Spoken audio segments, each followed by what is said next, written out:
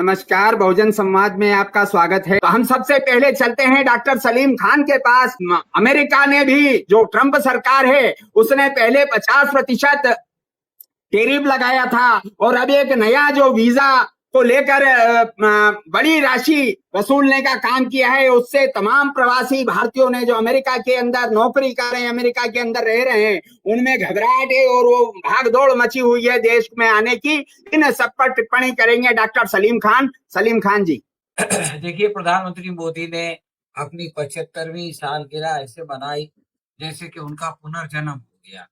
75 साल में वो जो है वो रिटायर होने वाले थे, तो 75 साल हो गए तो उनका नया जन्म हो गया और अब वो जितने भी साल अभी नई गिनती समझो के शुरू हो गई। तो इस मौके पर जो है वो दुनिया भर से पैगाम आए और कैसे कैसे पैगाम लिखवाए गए ये भी विश्वनाथन आनंद के मैक्स एक्स मैसेज से समझ में आ गया कि वो सब जो है वो एक ही जगह से निकले थे और लोगों से लिखवाए गए थे। उसमें जो है वो ट्रंप की बड़ी चर्चा हुई। हालांकि प्रधानमंत्री मोदी जो है वो भागवत के उसका इंतजार कर रहे थे, उनसे जो है वो बीजेपी वाले कोई संदेश नहीं लिखवा सके। इस बीच जो ट्रंप के बाद जिस आदमी का सबसे ज्यादा नाम आया वो इसराइल के प्रधानमंत्री नेतन्याहू थे। देखिए, ट्रंप के बारे में कहा गया कि उन्होंने फोन किया। फोन पे क्या कहा कि क्या नहीं कहा ये तो कोई नहीं जानता, लेकिन ये कि नेतन्याहू इतने ज्यादा उत्साहित थे कि उन्होंने अपना एक वीडियो बनाया और उस वीडियो में प्रधानमंत्री मोदी को नरेंद्र कह के मुखातब किया, जैसे कि अपना करीबी दोस्त। यानी आनंद तिवारी साहब मेरे इतने करीबी दोस्त है, फिर भी मैं उनको आनंद बोलने से थोड़ा हिचकता हूँ। लेकिन ये कि नेतन्याहू ने नरेंद्र कहा और ये कहा कि साहब, हमारी जो दोस्ती है इसराइल के साथ, अमेरिका भारत की, इसमें नरेंद्र मोदी का बहुत बड़ा योगदान है और हम इसको बड़े शिखर पे पहुंचाएंगे। और फिर उन्होंने कहा कि मैं बहुत जल्दी आपसे मिलने के लिए उत्सुक। तो मोदी जी बहुत खुश हो गए, प्रसन्न चित्त हो गए और उसका मजा ले ही रहे थे कि अचानक एक खबर आ गई और वो खबर जो है वो बहुत ही खतरनाक किस्म की खबर थी और उसकी क्षेत्रीय राजनीति पर और पूरी दुनिया की राजनीति पर बहुत जबरदस्त असर पड़ने वाला है। और वो खबर ये थी कि सऊदी अरब ने जो है वो पाकिस्तान के साथ एक सुरक्षा का जो है वो एग्रीमेंट कर दिया। देखिए, बहुत सारे देश हैं जो एक दूसरे के साथ सुरक्षा की एग्रीमेंट करते रहते हैं और इसमें कोई इतनी ज्यादा चिंता की बात नहीं होनी चाहिए। लेकिन भारत पाकिस्तान के जिस तरह से संबंध अभी बने हैं और सऊदी अरब के साथ भारत के जो संबंध रहे हैं, उनको अगर हम सामने देखें तो ये एक बहुत ही अति महत्वपूर्ण चीज बन जाती है। आपको याद होगा प्रधानमंत्री मोदी जो है वो जब 2014 में प्रधानमंत्री बने, उसके बाद उन्होंने सुषमा स्वराज को परराष्ट्र मंत्री बनाया, विदेश मंत्री बनाया। तो उस वक्त सऊदी अरब ने 2016 में प्रधानमंत्री मोदी को वहां बुला के, अपने देश में बुला के, सबसे उच्चतम जो अवार्ड था वो इनको दिया। उस पर कुछ लोग नाराज भी हुए, लेकिन सऊदी अरब ने किसी की परवाह नहीं की। उसके बाद आप देखें कि आईओसी की मीटिंग, ओआईसी की जो मीटिंग होती है, उसमें सुषमा स्वराज को बुलाया गया और स्पेशल इन्वाइटी के तौर पर। पाकिस्तान ने इतराज जताया और ये कहा कि हम जो है वो मीटिंग का बाइकआउट करेंगे। तो सऊदी अरब ने और दूसरे देशों ने कहा कि ठीक है, आपको बाइकआउट करना है, बाइकआउट कीजिए, आप अपने घर में बैठिए, हमको आपकी परवाह नहीं है, हमारे लिए सुषमा स्वराज और भारत ज्यादा जो है वो महत्वपूर्ण है। मैं ये बातें इसलिए याद दिला रहा हूं कि खुद मोदी जी के कार्यकाल में सऊदी अरब से भारत के इतने घनिष्ठ संबंध रहे हैं। अभी आप देखिए कि बहुत पुरानी बात नहीं कर रहा हूं मैं, अभी जिस दिन पहलगाम का हादसा हुआ उस दिन प्रधानमंत्री जो है वो सऊदी अरब में थे। 22 अप्रैल की बात मैं कर रहा हूं और उस पहलगाम के हादसे की खबर प्रधानमंत्री को वहां मिली। और आप देखिए कि प्रधानमंत्री मोदी के साथ जो है वो खुद वहां के जो प्रधानमंत्री हैं आजकल, मोहम्मद बिन सलमान, उन्होंने बहुत ही कड़े शब्दों में पहलगाम की जो आतंकवाद है उसकी निंदा, बहुत ही सख्त अल्फाज इस्तेमाल किए। और उस मीटिंग में जो है वो भारत के साथ बहुत सारे 2 रिफाइनरी तक भारत में खोलने की बात और बहुत सारे क्षेत्रों में सऊदी अरब से $100 बिलियन तक की इन्वेस्टमेंट की बात। प्रधानमंत्री मोदी इतने ज्यादा उत्साहित थे कि उन्होंने कहा कि एक स्ट्रैटेजिक कमिटी है सऊदी अरब और भारत के बीच में। उन्होंने, ये दूसरी मीटिंग थी जो प्रधानमंत्री ने उसमें जिसमें शिरकत की। उन्होंने कहा कि इसकी तीसरी मीटिंग जो है वो दिल्ली में होगी, और उन्होंने जो है वो मोहम्मद बिन सलमान से कहा कि आप जो है वो तीसरी मीटिंग के लिए दिल्ली आए। यानी ये 5 महीने पहले की बात है, जो भारत और सऊदी अरब के बीच में इतना अच्छा संबंध था। अलग-अलग क्षेत्रों में जो है वो एक-दूसरे के साथ सहयोग की बातें हो रही थी। लेकिन इन 5 महीनों में क्या हो गया? ये 5 महीने में अचानक जो है वो सऊदी अरब ने जो है वो पाकिस्तान के साथ इतना जो है वो स्ट्रैटेजिक और सुरक्षा का वायदा किया। इस पे गौर होना चाहिए। और ये जो हमारी विदेश नीति है, ये विदेश नीति क्यों नाकाम हुई, इस पर भी जो है वो विचार होना चाहिए। देखिए, प्रधानमंत्री मोदी को मुस्लिम देशों में बहुत सम्मान दिया गया, और इसका जो है बखान भी हमारा गोदी मीडिया करता रहा। सऊदी अरब के अलावा अमारात ने, यूएई ने, दुबई ने और कुवैत ने अभी हाल में अपना जो है वो सर्व प्रथम वो जो है सम्मान प्रधानमंत्री मोदी को दिया।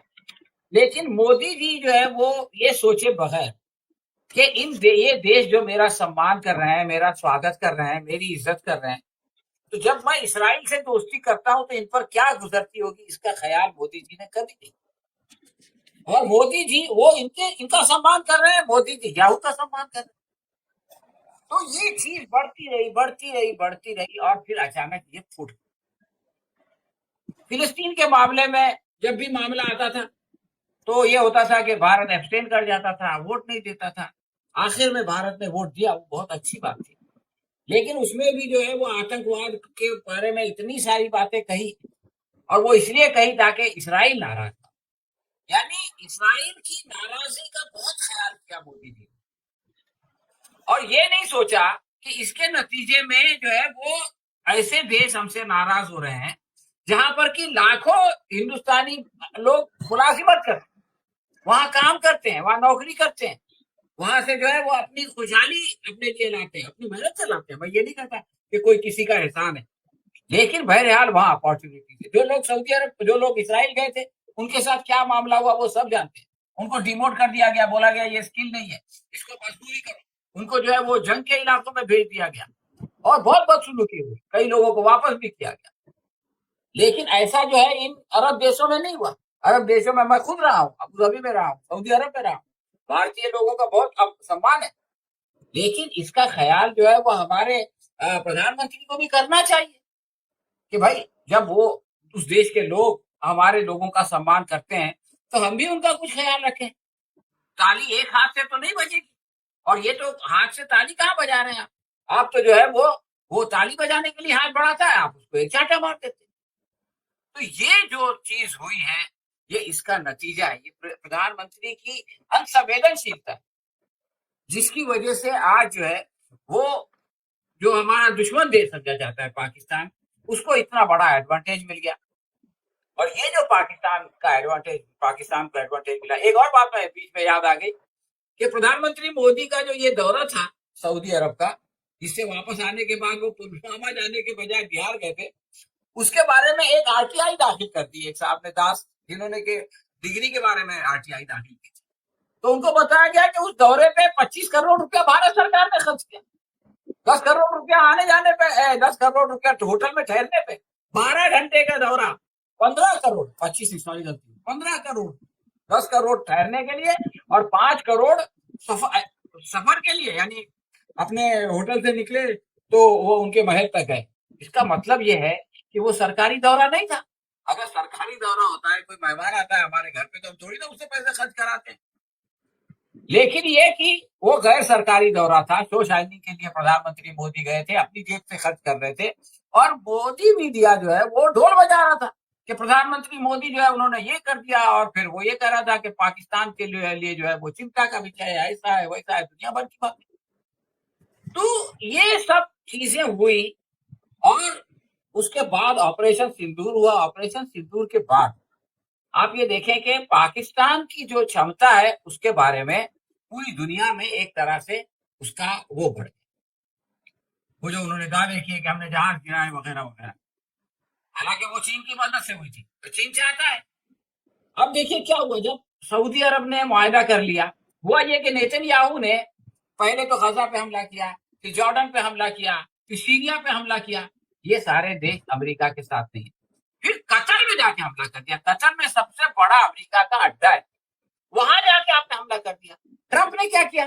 ट्रंप ने खाली उसकी भर्त्सना की, खाली। लेकिन ट्रंप अगर चाहते, ट्रंप को पता था, तो ट्रंप उस हमले को रोक सकते थे, ट्रंप उनको वापस भेज सकते थे, भगा सकते थे। तो सऊदी, तो कतर वालों को और अरब दुनिया को लगता है कि हाँ बाबा, इनको अपने यहाँ हमने रखा है तो ये हमारी सुरक्षा करते हैं। और आप खाली जबानी जमा खर्च करते हैं, वो लोग आके बम डाल के चले गए, 5 लोग जो है वहां पर शहीद हो गए। तो इसकी वजह से, उस कतर के हमले की वजह से अमेरिका के ऊपर से अरब दुनिया का, अरब देशों का विश्वास उठ गया। और वो विश्वास उठाने में ये जो नेतन्याहू की मूर्खता है और ये जो ट्रंप का दोगलापन है, इसने बहुत इंपॉर्टेंट हो जाता है। अब उन्होंने कहा कि भाई अब इसके ऊपर हम पूरा भरोसा नहीं कर सकते। अब इस रीजन में एटॉमिक पावर किसके पास है? भारत के पास है और पाकिस्तान के पास है। उन्होंने पाकिस्तान के साथ मुआहदा कर दिया, और ये मुआहदा ऐसा मुआहदा है कि पाकिस्तान जो है वो सऊदी अरब में कहीं भी अपना मिसाइल लगा सकता है, मिसाइल बेस लगा सकता है, और वहां पर वो न्यूक्लियर वो भी लगा सकता है। उसके पास 70 न्यूक्लियर पावर है। तो जो इसराइल की दादागिरी थी सबके ऊपर कि हमारे पास न्यूक्लियर पावर है, अमेरिका तो देता नहीं, अब पाकिस्तान का न्यूक्लियर पावर जाके सऊदी अरब में बढ़ जाएगा। और अगर इसराइल अपने एटॉमिक बम से डराएगा, तो उसको जो है वो पाकिस्तान के एटॉमिक बम से डराया जाएगा। इसमें एक और चीज है, पूरी अरब दुनिया जो है अभी तक अमेरिका से और यूरोप से हथियार खरीदती रही है। अब जब पाकिस्तान जाएगा तो पाकिस्तान चीनी हथियार इस्तेमाल करेगा, पाकिस्तान चीनी जो है वो ड्रोन फेंकने वाले मिसाइल इस्तेमाल करेगा। इस तरह से चीन के लिए अरब दुनिया का जो मार्केट है वो खुल जाएगा। और एक बार जब वो लोग चीन का हथियार इस्तेमाल करना शुरू करेंगे, तो डेफिनेटली वो यूरोप से अच्छा है और सस्ता है। तो जो इनकी चौधराहट है थी अमेरिका की और यूरोप की हथियारों के जरिए से, उसको बहुत बड़ा डेंट लगेगा, उनका बहुत बड़ा ग्राहक जो है वो उनके हाथ से निकल जाएगा। तो मैं ये कह रहा हूँ कि ये एक ऐसी चीज है कि जिसका संबंध सिर्फ भारत पाकिस्तान से नहीं है, बल्कि जो पूरी दुनिया में जो यूरोप की जो चौधराहट है, उसको जो है वो इससे डेंट लगने वाला, एक नया जो है वो बैलेंस कायम हो रहा है।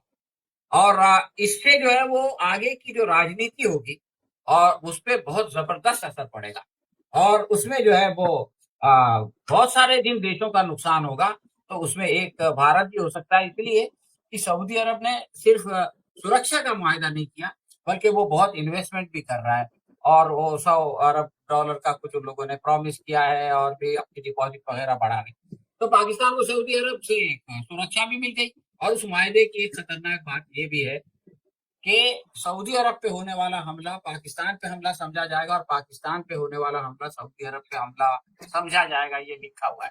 तो हमारा एक दोस्त मित्र देश जो है वो पाकिस्तान के साथ इस तरह से जो है वो एग्रीमेंट कर ले, तो ये कोई अच्छी बात नहीं है। और इसको अगर सही से काम किया जाता, विदेश नीति जो है वो प्रोएक्टिव होती, तो इसको टाला जा सकता था, सऊदी अरब को जो है वो समझा बना के इससे रोका जा सकता था। लेकिन हमारे विदेश मंत्री और हमारे प्रधानमंत्री और उनके साथी जो है ये नहीं कर सके। और मैं समझता हूँ कि इस पर बहुत ज्यादा मीडिया में चर्चा नहीं हुई, इसलिए मैं माफी चाहता हूँ, कुछ ज्यादा वक्त ले लिया। और आपका बहुत बहुत शुक्रिया। धन्यवाद सलीम भाई। निश्चित रूप से देश की विदेश नीति पर बार बार सवाल उठ रहे हैं, और आपने बहुत अच्छा विश्लेषण किया है किस तरह से देश की विदेश नीति फेल हो रही है, और हमारे जो जिसको दुश्मन समझते हैं उसको, उसके मददगार देश उसके नजदीक पहुंच रहे हैं। यह पूरी तरह से विफलता है।